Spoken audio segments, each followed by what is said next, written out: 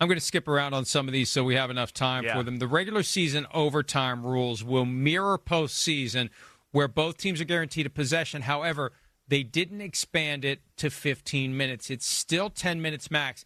And that could be problematic because you could have the team that receives the opening kickoff take up the full 10 minutes or close to it, putting the other team in a 2-minute situation with a loudly ticking clock as they try to match the touchdown that the team that got the ball first That's scored. what I wanted to ask you, right? So if the team that got the ball, like going to the Super Bowl, are they going to give that team, if the time runs out, it runs out? It's flat out. If it runs out, it runs out. If you score 7 or 8 or 3 on your opening drive and you have consumed so much of the 10-minute overtime period that the other team only has a minute or 2 left, when the clock strikes 0, that's it, game over. Yeah, I don't love that. I don't. I don't. I think there's a little bit of it still going to be in a competitive advantage then for the team that receives the ball in some ways. There could be.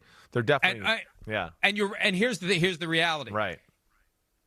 If you don't have that 10-minute limit, I think you're far more inclined, if you win the toss, to kick and take the ball second.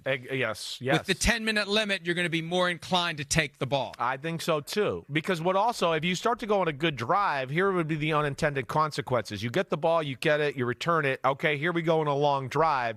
At some point, the clock's ticking down. Wait, they're in field goal territory already. You're going to get the defense to have to do some things that they probably wouldn't want to do or have to do because they're going to go, wait, we need a chance to get the ball back. Either way to kick a field goal, but they might score a touchdown, so we got to have time to do that too. And now you're going to have to score the touchdown. Now, right, you're going to call defensive plays to go, wait, let's take a chance to be aggressive, and you might get burned or whatever. And, I don't love that. They should let the second drive be complete in totality. That to me would be fair. We've seen touchdowns conceded from the 1. We could see a touchdown conceded from the 35. And then you got the guy run down to the 5. It becomes like a Madden game where there's deliberate and excessive attention to the clock. I would have rather, if they're going to make that change, I would have rather gone with 15 minutes. The touchbacks, as we expected, for the new dynamic kickoff, which is permanent now, 35-yard line, not the 30.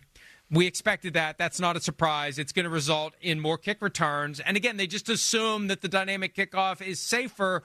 We've only seen 1 year of it, and we're going to have a lot more by way of kick returns this year, Chris. Yeah, we are, but I like it. We talked about this a lot. You were awesome early before the year in saying that this needs to be this way with the touchback at 35. I like the new kickoff play. I'd like to see returns. I do, so I'm all for this one for sure.